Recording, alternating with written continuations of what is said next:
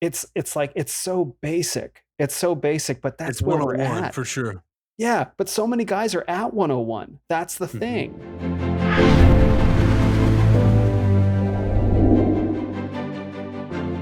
All right, Jonathan, we're back for episode number 4. Here we go. I don't know why I'm laughing, but every time I think about us getting on the mic, I feel like there's trouble always Yeah, brewing. Like we're always going to say something that's not right to say. probably. Probably. We're closer and closer we walk to just fully drawing down the thunder. Yeah, I wonder when we're gonna do the episode about ancient aliens and Nephilim. I think that's got to be coming. Let me check my calendar. How does August 30th work for you? Sounds good. Let's Sounds do it. good. Let's do it. All right. I don't actually know. This is just where we're going now. I don't actually Listen, know much about ancient aliens. listen. And I didn't at first, but Oh, here we go. there's so much to know. Like, Okay. basically, okay. So are we doing this? We're doing this. This is happening. Okay. Too late. Okay. All right. So basically, I got nothing else. all right. So basically, so I used to watch Ancient Aliens growing up on the History Channel, Okay. and I was always fascinated by the idea that ancient people groups all over the world all talk about encountering the gods. All of them talk about Yes. encountering the gods. Okay. And then when I started looking at scripture, and there's that one section in Genesis that nobody ever talks about, where Mm-hmm. the sons of God come down and mate with the daughters of man. Nobody has a conversation about that. Pastors Nope. won't touch it. Lay members are like, I don't know. I And don't know. so no one ever has the conversation. And what I read, as most curious people do, is I read the book of Enoch, which is what they consider extra biblical, non-canonical text. Okay. But when you read the book of Enoch, because the ancient church would have read that. Like that's not Mm-hmm. like when I say ancient church, I mean like the Acts church, right? When Jesus is Yeah. first Those days. established in his church, they would have read that book of the Bible. It's Okay. only later on as we got more, say, organized and formed, and Council of Nicaea met Mm-hmm. and decided that that wasn't a book that we needed to have in the canon. So Okay. they took it out. But when you read Enoch, it goes into detail about who the sons of man actually are, or sons of God actually are. Mm-hmm. And it talks about them. It's basically the Eternals. If you've ever seen the Eternals in Marvel, anybody that's listening, I've not seen it, but what I've been The new told is woke. that, The new woke show. yeah. But Yeah. so the Eternals is the book of Enoch. It's about the gods coming We're down. I'm serious, coming down to earth and teaching various skills and technology to human beings. we're like Um, 3 minutes in, and we're just we're already just there. going for it. Just going for it. Record time 0 to 60. Don't make me do Alex Jones in here. I might. Don't make me do it. Don't make me make you. All right. Sorry. Okay. So Book of Enoch, No, you the get Eternals. yeah. And so the long and short of it is, I don't want to go down the whole thing, but the long and Yeah. short Yeah. of it is that they're the sons of God are the Elohim, right? Yes. And the Elohim are the angels, right? Mm-hmm. You've got two groups of angels. You got the cherubim, you got the Elohim and seraphim, right? And the Mm-hmm. Elohim are a group of angels that a third of them. That's what it talks about in I forget what book that is. I think it's Ezekiel when it talks about a third of them Mm-hmm. were casted out Yep. with the Satan.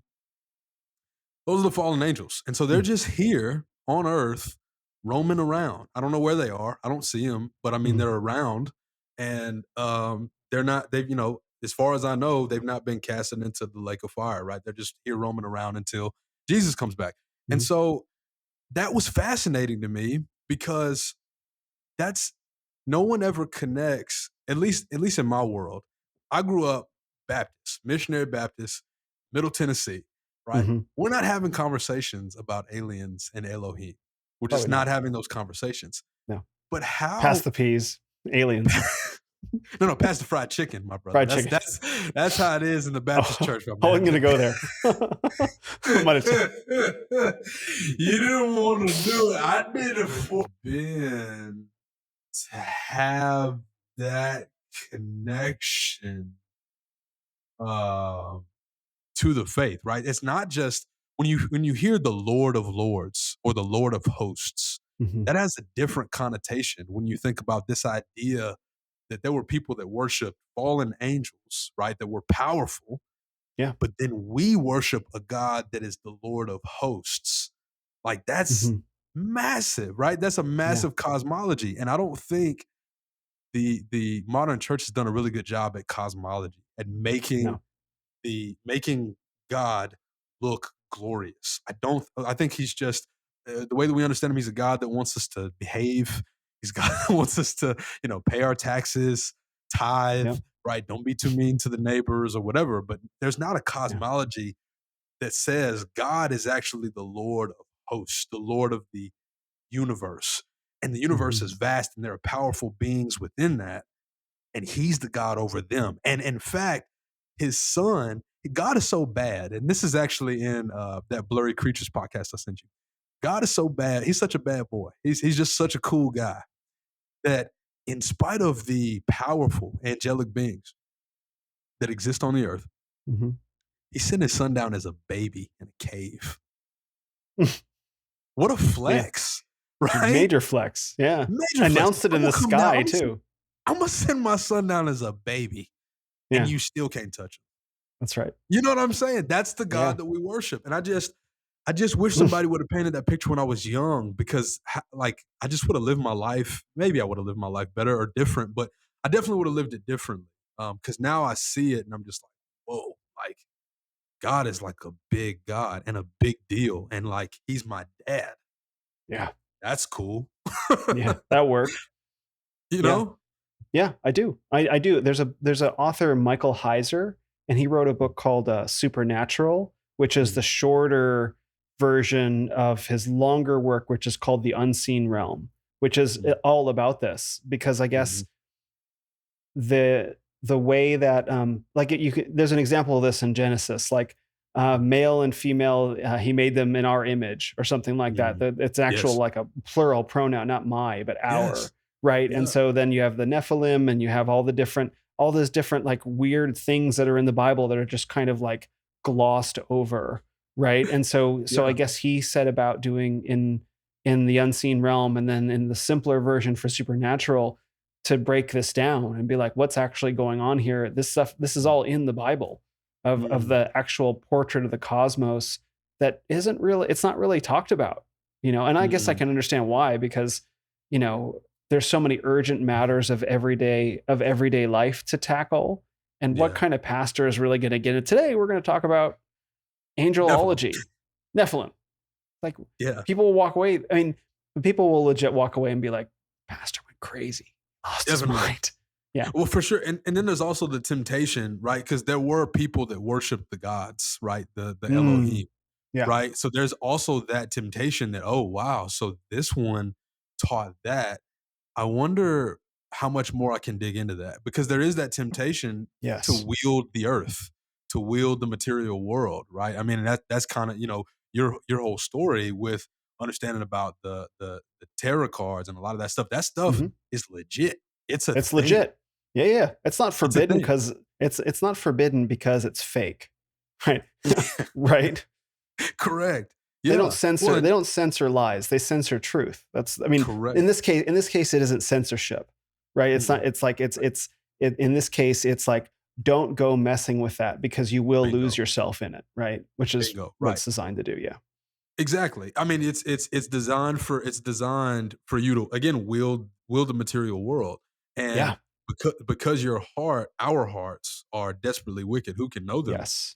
You don't need that power. Me and you don't need that power. The little bit of power that I have, I can't wield it right, let alone if I could wield reality. You know what I'm saying? Yes. Yes. That's a big problem. It's a huge problem.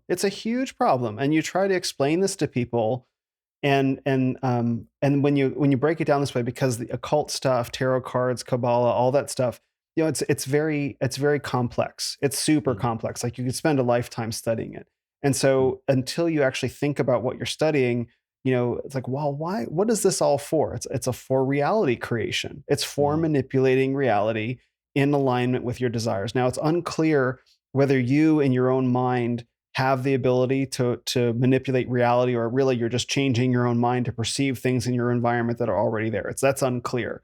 But what is incontrovertibly clear is that during the process of working with these occult techniques, you are taught to make contact with higher beings, right? So Wow. you are taught to how to contact their angels or their fallen angels, right? And they Right. will give you wisdom and knowledge and information, and it's never free. And that's how you Mhm. manifest your will, right? So you Mhm. give, from their perspective, the material realm is like it's cheap, it's nothing, it's just dirt. Have all the money you want. What's precious is the soul. That's what they Wow. want. And so that's the trade-off that people don't realize until they get too far into it, right? Because it's very Wow. seductive. And you Wow. can use these techniques to do that. Now that stuff I never studied. I never Mhm. like I did graze right over the top, but I was actively, I believe, prevented by God from learning that stuff. That's Because incredible. well, because I took this course, it was like 15 years worth of, it was supposed to be 15 years worth of study. I just studied for 2 years. I passed through 3 grades. So first grade, second grade, and third grade, taking written exams at the end of all three. And then the fourth grade was the title of the actual course was How to Contact Higher Beings. And I could never get into it. I received some of the lessons, but could literally never read them. That was the fourth title. That was what I Wow. was supposed to learn. And that's the thing. And where does it go from there? And so that's why Ah, these things are forbidden, is because you're making contact. You're taught to focus your mind and make contact with people you're not supposed to be talking to. yeah. Yeah. Jeez, dude. You you're a fascinating guy because Thank you. I think what's really unique is that you've studied everything and landed everything. I mean, Everything. like the stuff you're not supposed to do, you Oh, yeah. kind of did it. You just Yeah. did it. Yeah. You I know what didn't I'm know I wasn't saying? supposed And to I do it. like Yeah. Yeah. and the way like I grew up, like I said, missionary Baptist, and very, I would say pretty sheltered. I was a good kid. It's not really a good kid. It's just a kid that hides what they do to perceive themselves as good. But I never, because of that perception. There's only so far I could go before you can just realize that this kid's into some trouble. And so I never really got into too much serious trouble. You went a lot of places Mhm. and then came back on the other side and landed on Christianity. Like, you Yeah. landed on faith in Christ. Mhm. And is that rare? Like, is that rare that people do that and then land in Christianity, or is that kind of the path? So that's a good question. So this is the difference between you and me, though. I never got into anything that would get me in like objective material trouble. Like Mhm, I wasn't the good kid who was hiding things. I was just mhm. the kid who never did anything. Right? Like never, Yes. that was the thing. I wasn't actually doing any bad stuff, but I always had freedom of mind. Like I could Mhm, explore and read as much as I wanted, and that's just how I was. And so mhm. like you can't actually get in trouble, and I didn't do it because I was avoiding getting in trouble. I did it because I was genuinely interested in it. Right. Um, so like, there's a whole side of life that I had to go out and experience later, like how to actually like get in trouble, like get in real Yeah, trouble, yeah. right? So Yeah. that's the Yeah. difference. But I mean, I could say that the same for both of us. It's like how like you went and you actually did bad things that you hid, and you had to come into reconciliation with Christ. How rare is that, right? Mhm, Like mhm, that's mhm. for me. Like yeah, I went on walkabout out there into the world of spirit and ended up in Christianity, which I think is probably it's becoming increasingly common. And you went Yeah. on walkabout on the material world and did a whole bunch of sinful things, and you found your way back into reconciliation too, right? Yeah, yeah, it is a blessing in that way, to Yeah, have that hedge of protection around you, because the that's true. world, when you recognize, and you know this too, when you recognize how powerful a lot of that other stuff is, whether it's the temptations of the world, lust of the eyes, lust of the flesh, or pride of life. Like, when you Pride of life. recognize the power of those things, to possess you, and for you, it's funny. So what it is, you try to do the thing. If you're one of God's sons, you try to do the things. You try to go knee deep into it, right? I'm gonna go knee deep into money. I'm gonna go knee deep into Yeah. illegitimate sex. I'm gonna go knee deep into, you know, full vent to my pride. Mhm. And it just doesn't work out. God will not Ecclesiastes. let you do it. Ecclesiastes, Yeah. yes. He won't let you do it. Mhm. Um, because you're his and he's got a plan for your life and all this, but he does give people over to those things. And so then you look at those Mhm. people and you say, well, like, they look like they've got good things, right? Why do the, was Proverbs says, why do the wicked prosper? and it's not that they so they do prosper in a material sense, but it's one thing that you wrote actually in your blog post is like, what is it? Losing the whole world and gaining my soul, right? Hmm. You can have all of that. And this is where I'm converging a lot of different conversations. This is where the red pill kind of goes wrong is that Mm, it's only prescription to getting out of the matrix is to be materially successful. power. Yep. Power, Yep. will to power, Nietzsche. And Hmm. there's no Hmm. conversation about spirit. There's no conversation about soul. There's no conversation about God. And increasingly more now, there's more conversation about God. But I mean, from the jump, but I don't even Yeah. know that that's red pill anymore at that point. I think it's just men talking. Right. Because Yeah. the red pill, like fundamentally, is about evo psych and Darwinian concepts of the world, which Hmm. explain. And this is fascinating. It explains a lot about reality. It just doesn't explain the big questions. Why do bad things happen to good people? Hmm. Right? What am I here for? It gives you no real answer for purpose Hmm. apart from you're here to, uh, I guess, just mate. That's F bitches get money. right. That's Yeah. that's it. That's all it can Yeah. provide. Yeah. Um, and it's I was going to ask you this. Do you think that the kind of conversation that's centered around material success in the men's movement is over or ending now? No, I think it's metastasizing, unfortunately. Um, and I've struggled a lot with this, um, because there is a component of it that's true. Like Yes. there is a component of which, like, if you as a man are avoiding your material responsibilities to take care of your body and have a successful career, Mhm. and not waste your life in video games and porn, like if you're neglecting those responsibilities, none of your high spiritual leanings, let's say, mean anything. Because I was always, Mhm. that was the thing, is that I had read, this is before I traveled. I had read all kinds of books on spirituality. You could talk about it, but I couldn't actualize anything in my life. Now there were lots of reasons for that, Mhm. but it wouldn't have mattered to anyone in the men's movement, which I wasn't a part of at the time. Like, oh, congratulations, you know all the spiritual stuff, but you have no receipts, right? So there Mm. is a Mhm. component that men need to be able to produce receipts, but the problem is that men get stuck there, as they never Yeah. leave that, and Yeah. it's a lot of I'm gonna so my pastor Jeff Durbin at Apologia said that, the way he said this weekend, brilliant sermon, I'll link it in the show notes. He said the Mhm. way you know it's a man-made religion is that if it's all law with no relationship. Yep. And I was It's like, good. boom. And so the red pill is all law, no, especially with regard to women, right? So there's Yes. no relationship and there's no spirit. It's all money, but no women, no spirit. And Mhm. and Mhm. it's like it's so basic. It's so basic, but It's that's where we're 101 at. for sure. Yeah, but so many guys are at 101. That's the Mhm. thing. Mhm. And so Mhm. I don't know what to, is it ending? Some guys have moved beyond that and they have the Yeah. chance to lead. Some guys need that. And so, Yeah. so my whole thing is I just try to reconcile the two and be like, look, just meet guys where they're at and just let them Mhm. know that wherever you're at is not the end of the journey and you have to That's right. graduate out of the Yeah. funnel. That's man, I couldn't have said it better because I really think that it's 101, right? Yeah. How women work, how Hmm. how the world works. Here's 101. It's hypergamy. yeah, it's a thing. It's an actual thing that exists. But a lot of guys didn't know that. No, Most men don't know that, I would nope, say, even no.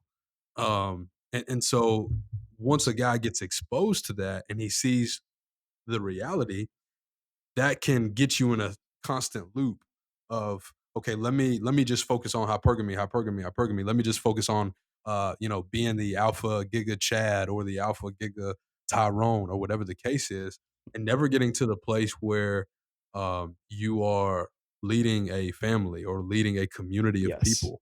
Yes. And and the reality is, um the moment that we're in right now is it's not that it's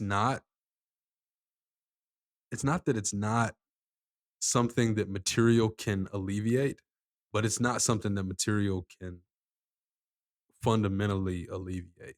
A lot Right. of the stuff that's going on right now is spiritual. Hmm. People's families broke up over this COVID. Yeah. That actually happened. Like, Yeah. you know what It's I'm going to get saying? worse. It's going to get worse. It's gonna get worse. Yeah. I pray for those families that are doing that because it's Yeah. just like, yo, like it's not it.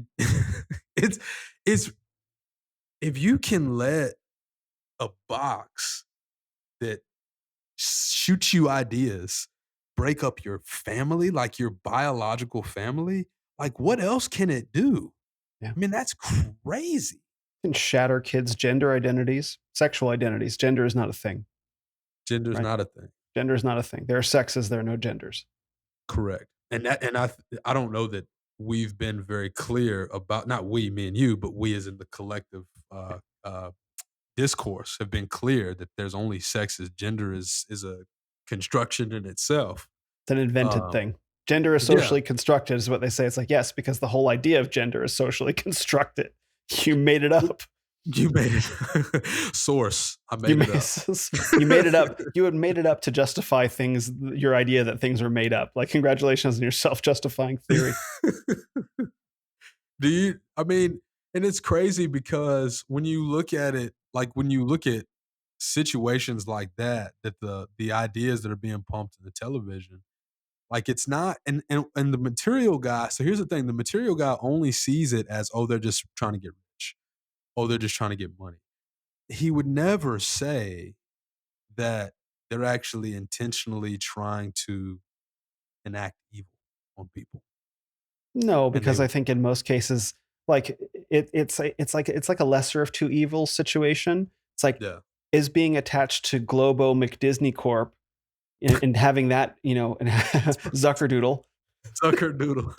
having that be your income, like that's objectively evil. So if you have a hustle on the internet, through social media and you sell coaching and courses, like is that evil that you want to be financially independent? Is that Oh, evil? Consider right? Right? mm, It's not. mhm, But if you get stuck there, mhm, right?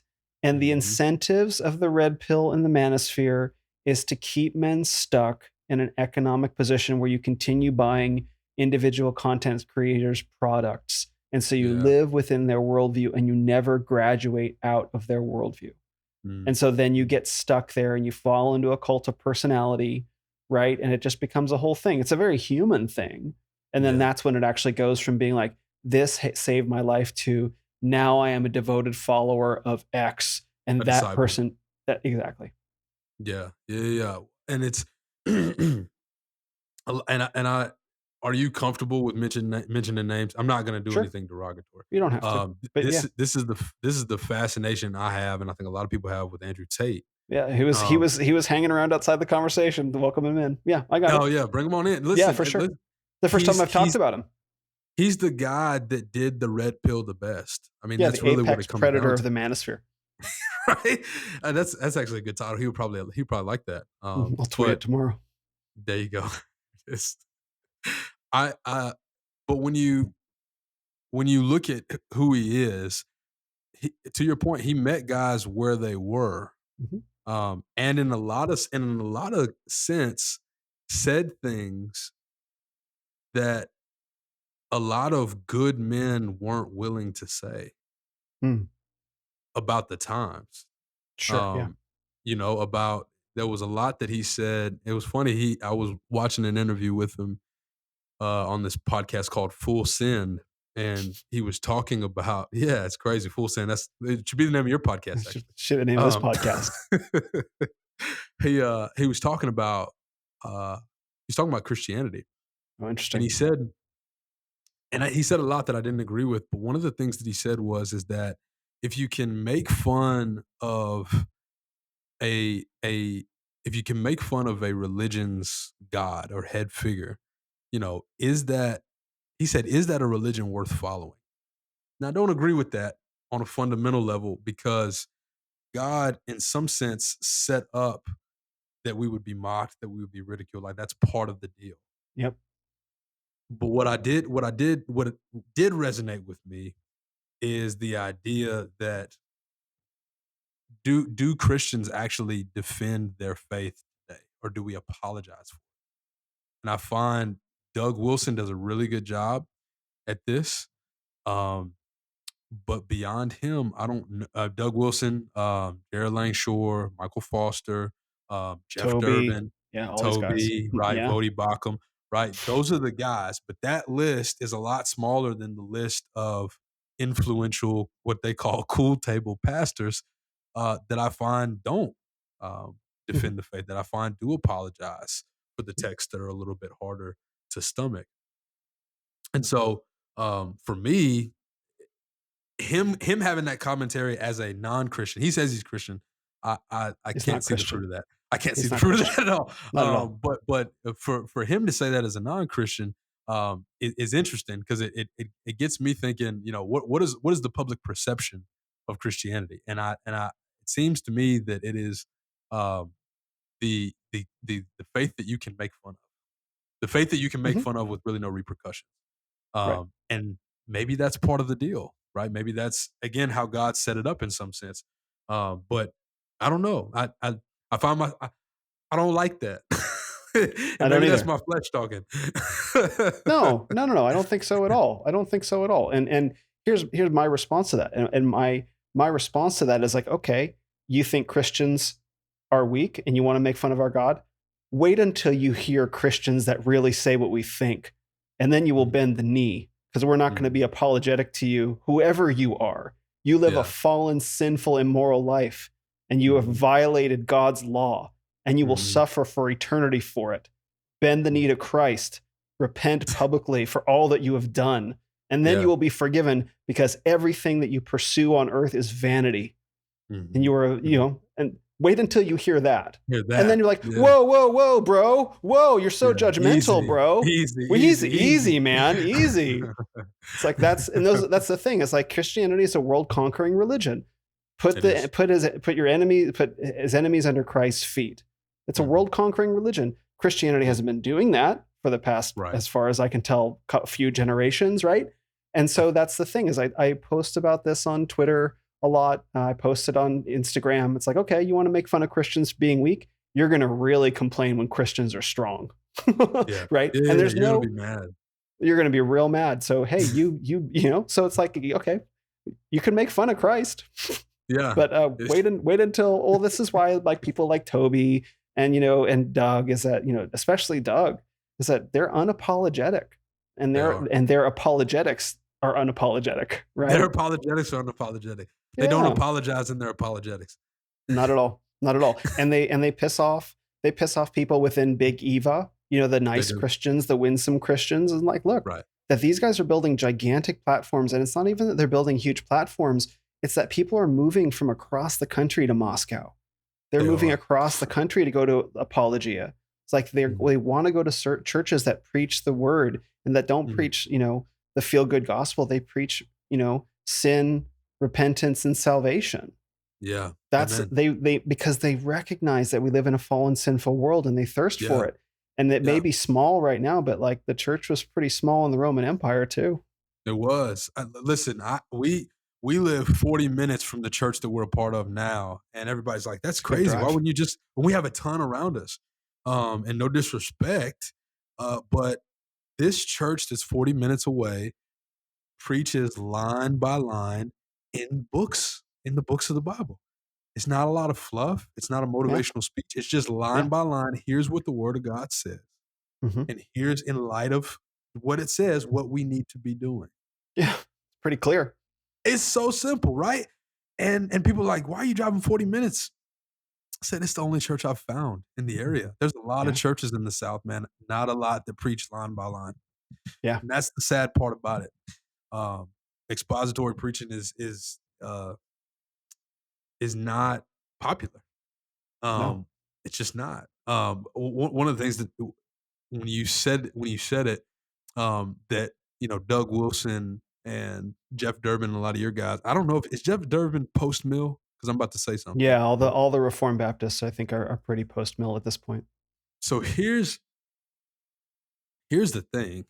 I think the Christians, and this is probably, I think this is the case. The Christians that aren't actively defending the faith and that are really pushing the needle in culture are non-post mill believing. Yeah, they're pre-mill for And I sure. think it's because they have a declinist view. Like they think Yeah. that the reign of Christ has not happened, and so we're going to decline. It is what it is. Yeah. In the post mill position, go ahead. I'm sorry. Oh no, like hide in the basement, the rapture's coming. Left behind, Hide in yeah. the basement, rapture's coming. Yeah, Yeah. which is crazy. It's like, why were you hiding in the basement if rapture's coming? It's like, aren't you going to be taken up? It's kind of Yeah. weird. Stock up and just wait for the end to come. Yeah, exactly. That's the whole thing. Yeah, It's a whole thing. It's a whole thing. it's a whole thing. And Yeah. and the post mill position is a very optimistic one. It's that no, Christ is already reigning, Mhm. and we need to go forth and conquer. And so Doesn't I mean it's don't. gonna be easy, but yeah. No, it doesn't mean it's going to be easy. It doesn't mean it's going to be easy. It doesn't mean there won't be mockery. It doesn't mean there won't be suffering. Mhm. Um, and so I wonder if that's where I think that's where the split is in evangelicalism is Mhm. in your eschatology.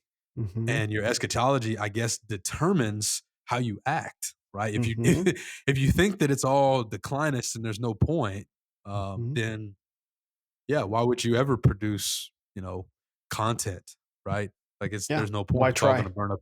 Why try? Why try? Mhm. And the post mill position seems to be a little bit more optimistic. So I'm not post mill yet. I didn't grow up that way. Mm. Um, Mm. but more and more it appeals to me. And it Sure. appeals to me, I think, because I want my life to count, Mhm. and really count, and really help advance the gospel in my own Yeah. household and then in my in my neighborhood. Mhm. And I mean, this is race in the Renaissance. I mean, how cool would it be to have a revival of deeply devoted Black families that are Christian, right? Where dads are Amazing. home and moms are together, and there's economic productivity. Like, how Mhm. cool would that be to see that in my lifetime? And Mhm. I'd love to be a part of that in any way that I can. I think the economic thing is happening in a lot of spaces. I'm knee deep into one of these guys I love. The podcast is called Earn Your Leisure, and so they're very Mm. centered around their motto is assets over liabilities is kind of their thing. So they're very Yeah, well, focused that's on. It's cool. It's a really good podcast. And I've learned a lot from them, and I think the economic thing between them and um, Anthony O'Neill has got to have on my mhm. podcast. Between I those remember that. two, yeah, I think that the economic thing is really starting to turn around. What I think is next is a reformation from a faith perspective, because Mhm. um, I don't want us to worship mammon, Please no. right? Like Yeah. that's not good either. Mm-mm. No. you It's know, not a it's not a solution. Like worshiping mammon is not a solution to poverty. and it feels like it is. And I get that. It Yeah. feels like it is. When you're hungry, it feels like the only thing you should do is just get cash. That's your mindset. Yeah.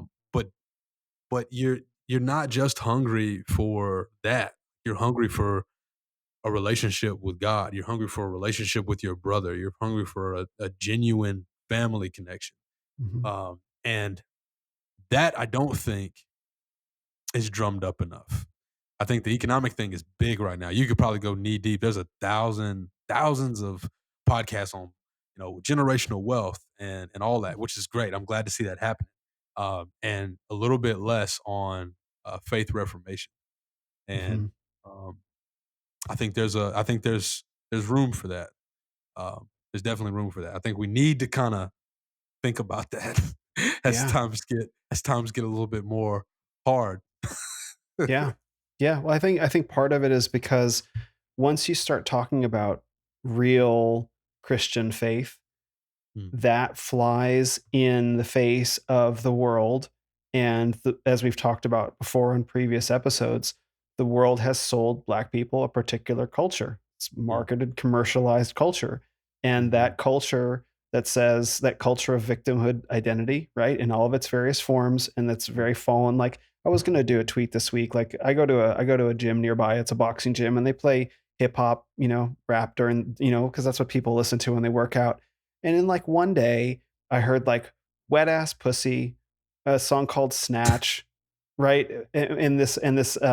And big dick energy, and she got a Yeah. little butt. So what? Like it's just like, what? What is Yeah, happening? man. Yeah, Right? And man. so that's what's been sold, and you got to let all that go. And as we talked about, like it's tough to let that go. And so, if you want to talk about real, like you not only have to let go of your attachment to the world, but you have to let go of so many of your brothers and sisters that have that same attachment to the world.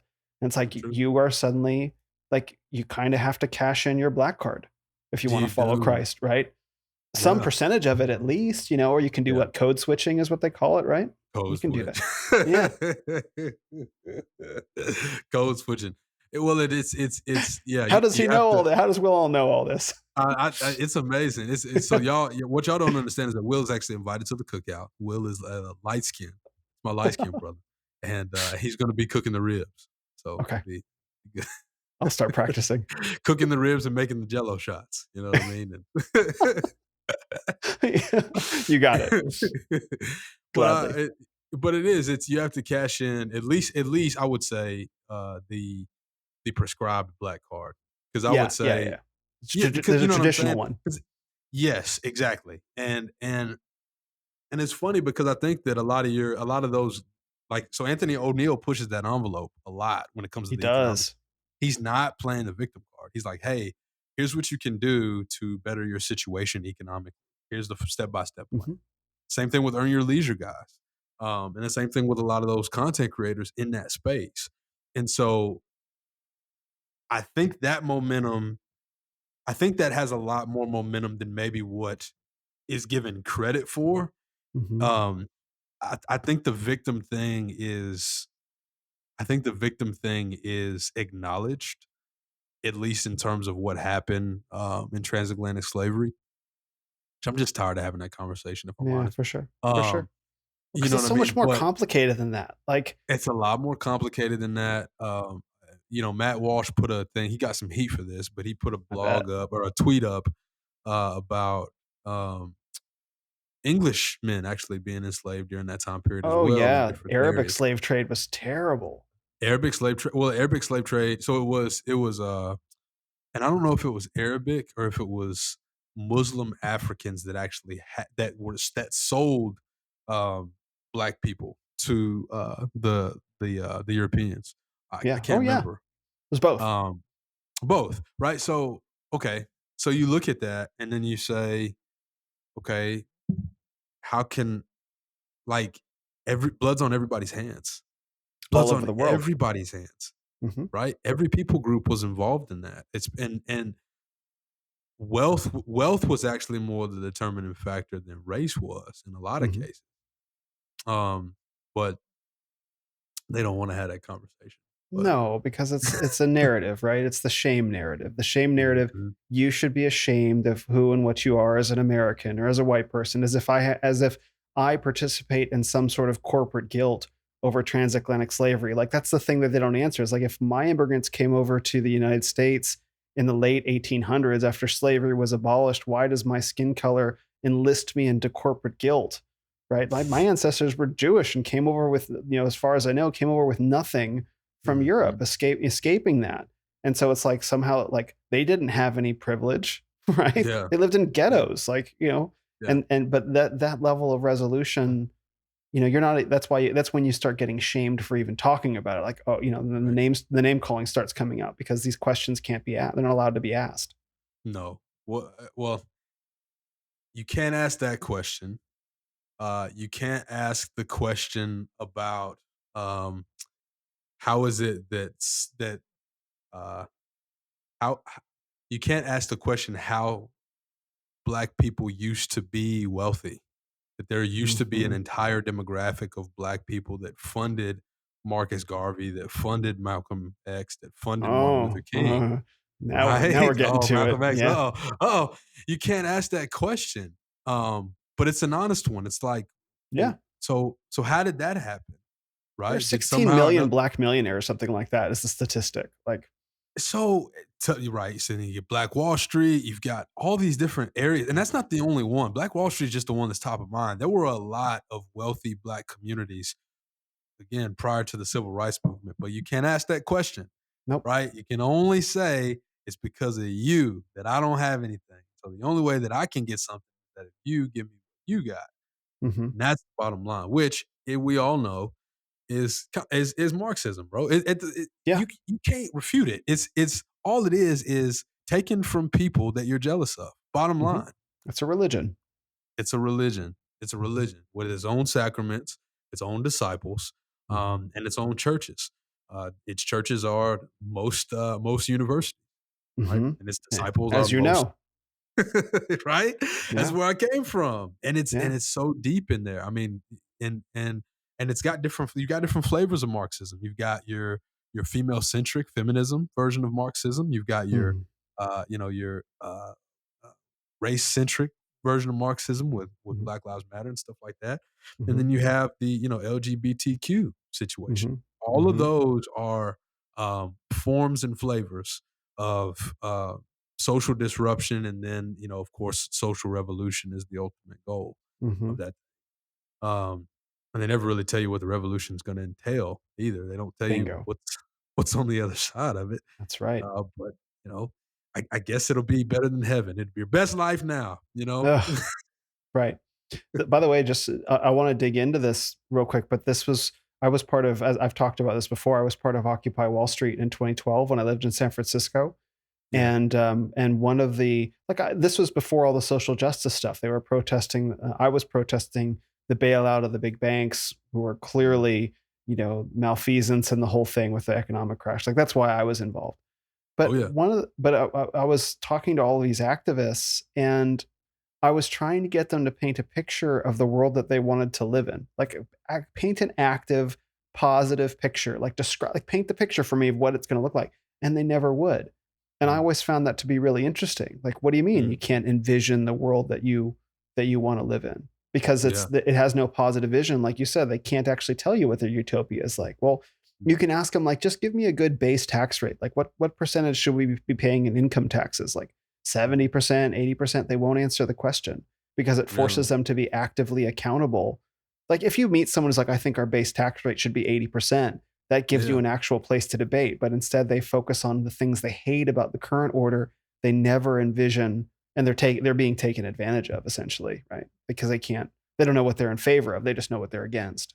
And that was one of the first things that started to change my mind. Like maybe this ideology isn't everything that I think it is.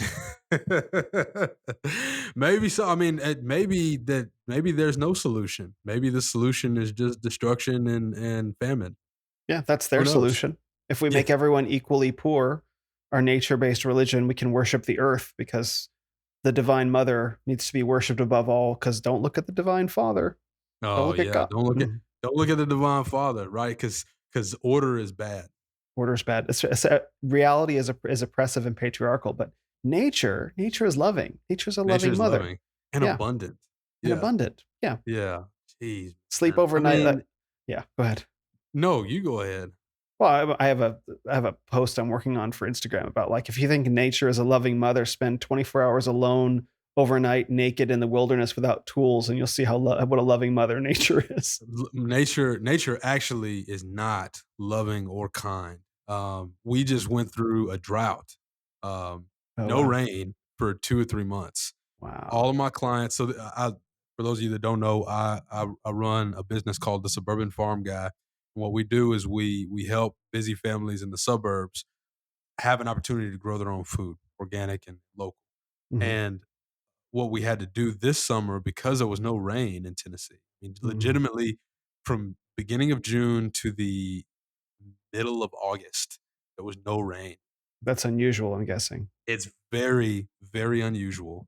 Um, I was like, Lord, are you about Yeah. to send locusts or what, man? What are you doing? And we had to cut up everybody's irrigation Hmm. to 3 times a day. We had to cut up everybody's irrigation system to spit out water on the crops 3 times a day. Otherwise, we would have lost everything. Now, I've got Oh. farmers that I'm friends with that grow in fields, no irrigation. They rely on rain. And they got to the point this summer where they were just like, look, we're just going to have to pick what's going to die and what's going to live because a lot of things are going to die. Mm-hmm. I could give you an example in terms of metrics. So a typical hayfield, if you're raising cows, would give you 500 round bales of hay. Okay. Okay. That same hayfield this year only produced 200 round bales of hay. Oh, wow. Okay. So what is that going to do to this? What is that going to do to supply chain when it comes to beef? What does that do for a lot of different scenarios?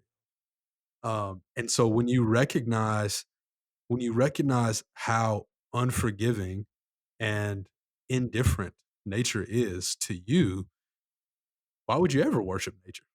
Mm-hmm. Nature Well, is what it is. I mean, it's creation, right? God, lets it rain on the just as well as the unjust. But again, He's in control of that, and He doesn't really care necessarily how you feel about nature. And He's a right. gracious God. He's going to take care of you. He's going to love you. But He has an objective that's above your pay grade. It just Mm-hmm. is. And Yeah. so, if He wants to make it drought for 2.5 months, He's going to make it drought for 2.5 months to prove a point, to communicate something to the rest of the world, whatever it is. But it's independent of your appreciation or acknowledgement of it happening. He does what He does. He's sovereign, Mm-hmm. and folks don't like a sovereign God. Folks would rather worship the gods, right? Because the gods will give them stuff. They'll give them free lunch. You know what I mean? Yeah. If you worship the gods long enough, you get a free lunch out of the deal. But I mean, at the cost of your soul. So, like, great job on your ham sandwich. There goes your eternity. You know what I mean? Like, that's quite a bargain.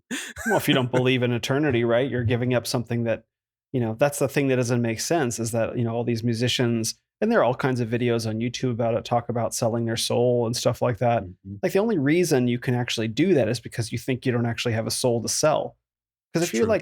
like why, like no rational thinking human being, and maybe they're also not thinking rationally, no Mhm. rational thinking human being would be like, so wait a minute, I have a soul and I have an eternity, which means there's a heaven and hell, which means that I'm going to give it to you and you're going to give me money and I'm going to go to hell for eternity. Like, okay, I'll take that deal. You know what I mean? That's retarded. The only reason that anyone could possibly do that is because they don't actually believe that what they're giving is real. And I'm sure that the demons and the devils are like, cool, here you go, have all the wealth you want, enjoy that. Enjoy that. Yeah, Yeah. yeah. It's a wild trade, man. It's a wild trade. And like I said, when I recognize how powerful the spiritual world is, Hmm. how could you not pray and accept the gracious gift of salvation from those realities affecting you? How could you not? It's like, dude, do you know that like there are like demonic forces constantly trying to invade your space and deal with you harshly and your family and your mind and your soul? And then to make matters worse, it's not just that they're doing that, they're also controlling other people and organizations to enact harm on you too. Yep. And you're just like, nah, I'm gonna just bop around, go to my job, and boop, boop, boop. Let's see what's on Netflix. And boop, boop, boop. I'm gonna go to bed. Oh, there's some porn. Let me log in and look at that. It's like, dude, Mhm. are you aware of what's going on? Yeah. And I don't think people No. understand that this spiritual warfare is a legitimate thing. Like, it's Mhm. actually happening. Yep. Um, and if you don't recognize that after 2020, God bless you. God bless you, my man. Literally, literally. Yeah. Well, we started out the conversation. I got two things to say about that. This started Yeah. out the conversation talking about all the different esoteric, magical, spiritual stuff that I've done.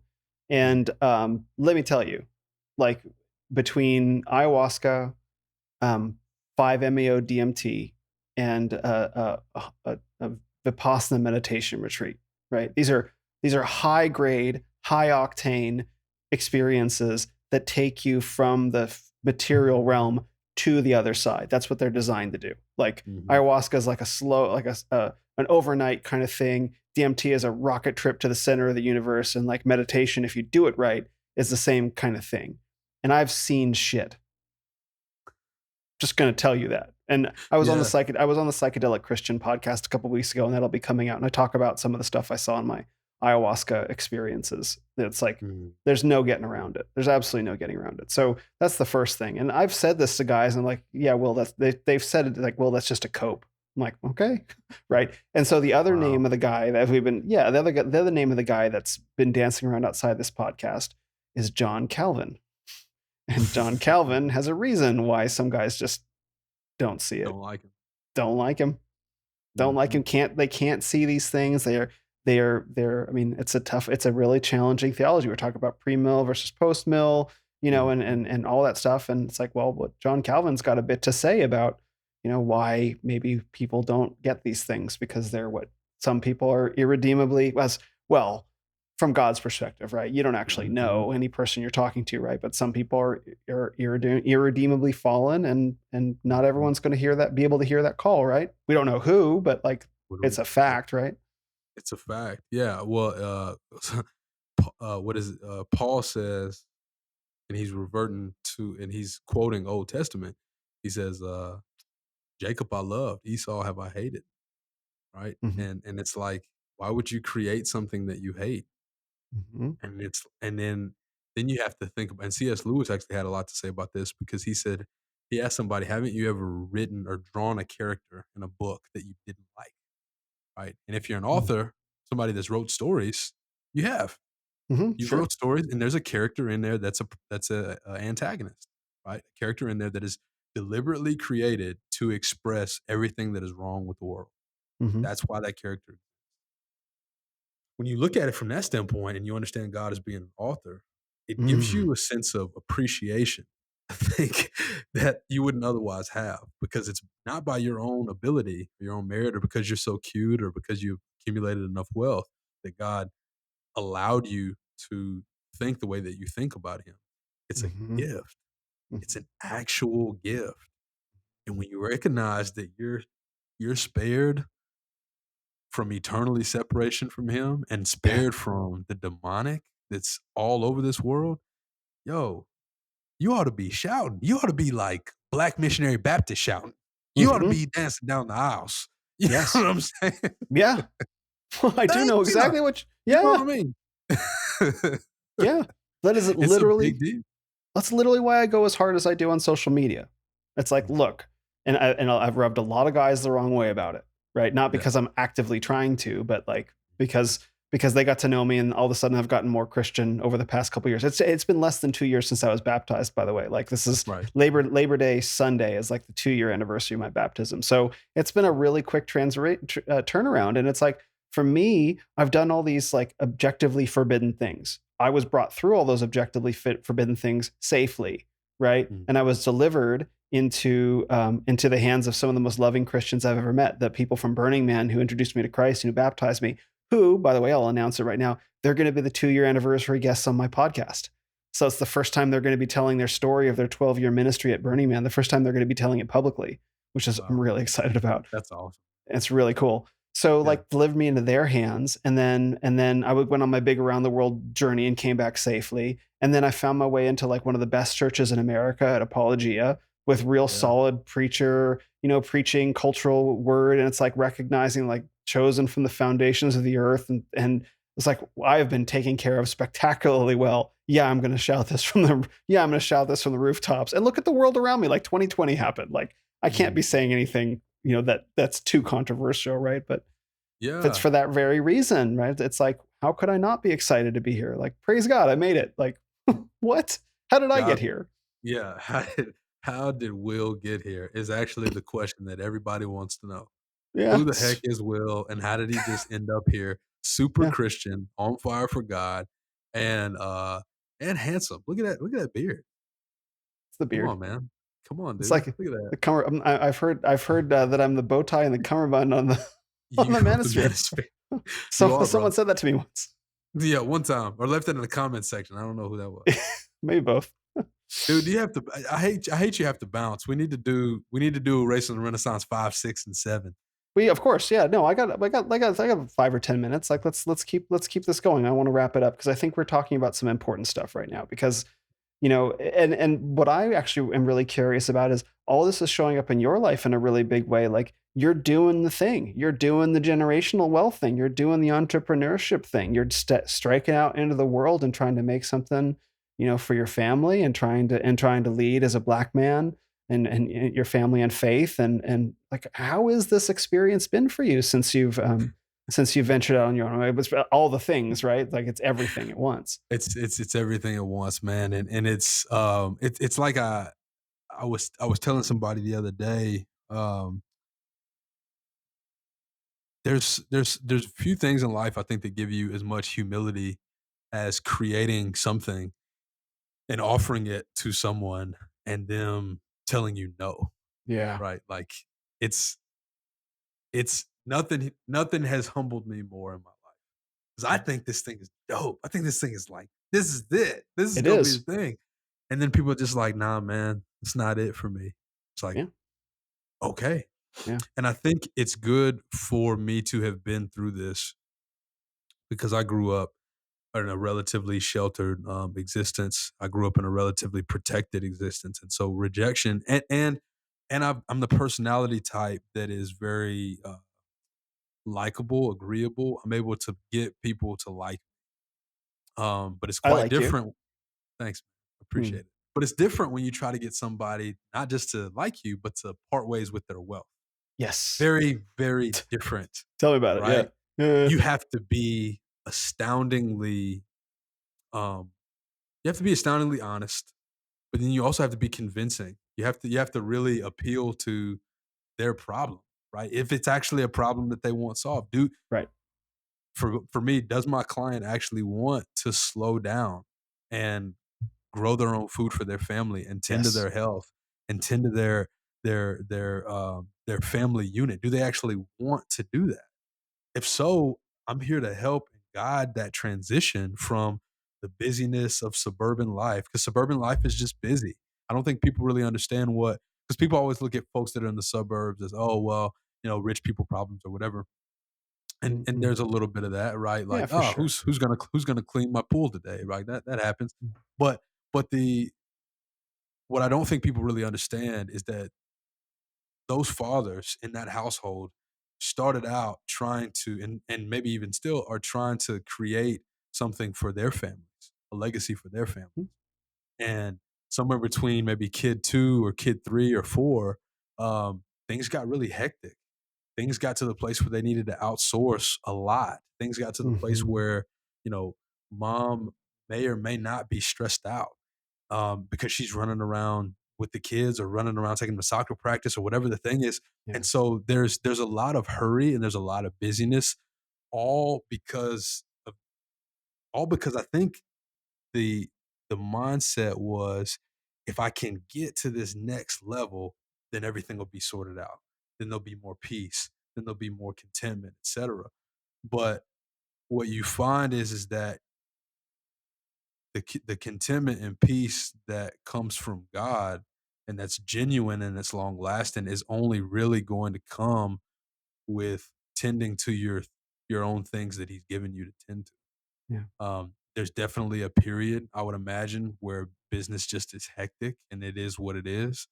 Um, but at some point, you have to be able to fall back or step back from that and say, what's really valuable? Like you're not going to get to the end of your life and say, I wish we would have bought X amount more real estate properties, or I wish we would have spent, more time working. At the end of your Right. life, you're gonna be wondering how much time did I spend with my kids? Like, what kind of people are they? What's the character, right? Do they love God? Do they Mhm. love being a blessing to the world? And for me, like the place that I've been able to best express those values and that vision is in a garden because Mhm. you're having to humble yourself to a reality that's above you, right? God, right? God created the world, and if it don't rain, it don't rain, and you have to Mhm. figure out how to deal with that. And and then the togetherness that happens from a family up under that reality all together, working towards a common purpose, which is food, which Mhm. is the thing that keeps us going. And there's just this beautiful picture of um, redemption. There's this beautiful picture of forgiveness that happens around the table. There's just, I mean, and the theology is all over the place with it too. I mean, literally, at the end of days, when we're all in heaven, we're going to be at the marriage feast of the Lamb. We're going to be sitting at a big table eating food, not because we're hungry, but because we're celebrating something. And we're celebrating the fact that a family has been brought together. That's what we're celebrating: the reconciliation of God's children, God's people, with Christ. You know, it's beautiful, man. And so if I can create and help usher just a small little story version of that, micro version of that, with spraying some tomatoes and making sure you guys don't have bugs, heck, sign me up. Yeah. Sign me up, you know? That's a godly pursuit. That's one of the godliest pursuits, right? Thank you. Yeah. Yeah, Yeah. for sure. Yeah. Yeah. Being able to do that for clients is a big reward. And I haven't communicated that enough with them. I think one of the things, and I'll say this, and I know you gotta bounce, but one of the biggest things I think whenever God gives you a vision is you have to be very, very diligent and deliberate about protecting that vision. And I think in the age of social media, Yeah. when everything is a flex, when everything is about self promotion, when everything is about kind of narcissistic stuff, you can lose sight of the vision really quick. And so, what I would like to do for Suburban Farm Guy and for BH is to always be communicating out to folks that follow, as well as just for my own mind to remember why God brought me here. God didn't bring you here just to make pretty gardens, brother. Right. God didn't bring you here just so you'd have a spot on HGTV if that ever happens.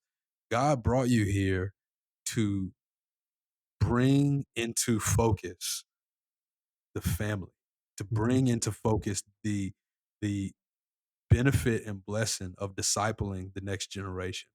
That's what you're a part of. Small part, I recognize that, Yeah. but a part nonetheless. And I take that. I need to take that more seriously than I do, and I intend to, man. We gotta, man, and even with Renaissance man, we gotta keep the vision always before us because social media is just it can be a situation where you're trying to compete and you're Yeah. we're competing has its place. We need to Fine. be vision oriented if we're going to do the work God wants us to do and do it well. Mhm. Yeah. This afternoon, I went to the the Music Instrument Museum in Phoenix. It's a new museum. It just opened up like 10 years ago. It's incredible. It's incredible. And and this will speak to some of the things you just said. There's an exhibit called the Artists Hall where they have musical instruments and costumes and stuff like that from performers, like world renowned performers. Like they have like Johnny Cash's black man in black suit. They have Elvis Presley's his military uniform. They have the Bob Marley and the Wailers drum kit. Like it's stuff that should legit be at the Rock and Roll Hall of Fame, right? Buddy Wow. Rich's drum kit. It's an incredible museum. I was blown away. And I was Yeah. looking at all of these, and I was looking at all of these artists and knowing what happened to so many of them. Like they had Johnny Cash's the music video for "Hurt." You know, he covered that Nine Inch Nails song "Hurt." It's beautiful. It was him at the very end of his life, and the man just looks like broken. You know, he looks he's had a hard life, right? And I was Yeah. reflecting that all of these artists, and this is not just in music, but they use their gifts to serve themselves because they don't have a theology that says, no, these are gifts, which means the gifts have a giver, and the gifts are Mhm. meant to serve the giver of those gifts. And you always got Mhm. to keep that like front and center. Like this gift that I've been given, the gifts that you've been given are all to serve God because he gave us these gifts in the first place. And that Man. brings him glory and brings us satisfaction and pleasure. And it never risks us mistaking, oh, this is just for me. You know, Mhm. this like that's where guys get lost is they start saying, oh, my gifts, my ideas, or whatever, and they think it's all for their own glorification, and that has a natural endpoint to it. You know, where Amen. it's like you will never satisfy yourself with it. But if you do it No. to glorify God, the fruit that'll be produced is endless and delicious and wonderful. It may not be the same a magnitude of what you'll get back if you do it for yourself, but Correct. the flavor of it would be completely different, right? And that's what I Amen. love about what you're doing is that I'm glad that you said that about how you think of suburban farm guy, because that's glorifying God with your gifts that you clearly have. Yeah, I pray that I just keep that same focus in the midst of it. Yeah, Obviously, we got to make money. Obviously, we have to yeah, grow. It's just part of the deal. But if I grow and make money, but I don't reunite families at the dinner table, yeah. I'm not doing what I'm supposed to be doing, and the That's Lord right. won't bless it. The money's not blessed, and unblessed money comes with stress, right? Yeah, That's Proverbs, right? God will add wealth to you with no stress, but if you go out and you toil and you try to get it, grind and you white knuckle, you're gonna have plenty of stress, man. mhm, I got enough stress, my man. I don't need any yeah, more of that. yeah. Yeah, I mean, I fully, recommend that you surface those values really clearly in your social media and on your website, because I think people are looking for them. Not everyone's going to connect with that. Of course, A lot of people, as I'm sure you know, they want the garden as a status symbol, right? Because all these basic things are status symbols. But if you actually like put it out there, like, no, this is to recreate. You don't have to say biblical, but this is to recreate, you know, the family family. tradition, the family. Yeah, it's like there are a lot of people Mhm. like that's awesome, and I'm double in. I'm double in now. Yeah, Man, um, I appreciate you letting me run my mouth as always. This is great. you do the same for me, brother. Thank you.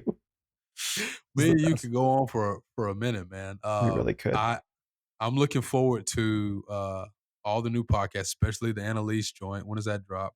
That'll be out in like but 2 days. It'll be out. Like today's Tuesday. It'll be out. Yes, I'm really excited. It's It- like 3.5 hours. It was awesome. you keep on, you're gonna mess around and get you're gonna get what is that? You're gonna become a pastor is what I'm trying to say. You And keep my on. dad called me the other day. He's like, "Will, you should become a pastor." He Yo, literally called me out of the blue. "Will, I have an it idea might for you. I think you should happen. be a pastor." It might honestly, I mean, you used to be the cleric back in the day, Will the cleric. So I mean, Yeah, you've got the bent. I do. I do. It's always been my post-apocalyptic character class as cleric. It's always been the case. Some of them, Listen, it is what it is, man. Look, some men are meant to grow tomatoes, some men are meant to preach. And I mean, clearly yeah. you're the preaching type. Yes, I think so. I think so. Yeah.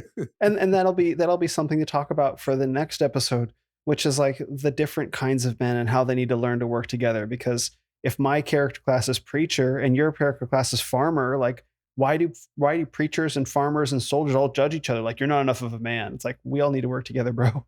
we need we need to book that podcast sooner rather than later because Okay. I'm actually as you get older and you recognize that there are things that you can learn from every man. Hmm. Man, because you recognize you don't get everything that you need from your dad, right? You recognize there's some Impossible. things that he can't one man can't do it all, Yeah. right? So you have to learn from other men, and I think we need to book that. So Okay. let's make We'll that book it. happen before I go off on a tangent because that is exactly where I'm at right now. I'm currently building a mastermind of men that are good at what they do and can help me be better at what I do, and vice versa. Like that, and that's what discipleship is all about. Iron sharpens iron, and so one man sharpens another one. And Yes. we need to do that. That just needs to be your life. You just need to be around iron all the time. Yep. Yep. I agree. I agree. We'll book that and we'll set aside some time to really dig into that subject. Bracing the Renaissance, part 5. Oh, it sounded like you said grace in the Renaissance. I like that too. Let's do Mm, that. yeah. Grace in the New podcast change, name change. I love it. Grace in the Renaissance. I love it, Yeah. man. We might actually have to do that. Let's do it. Seriously. Okay. Okay. All right. Well, race in the Renaissance and grace in the Renaissance. That won't be. I That's want to pick great. up on it. It'll be fine. That'll be fine. Be fine. All right, brother. Love you. Thanks for jumping on. This has been another brilliant conversation. Dude, I'm glad I could do it, man. Let's do it again for real.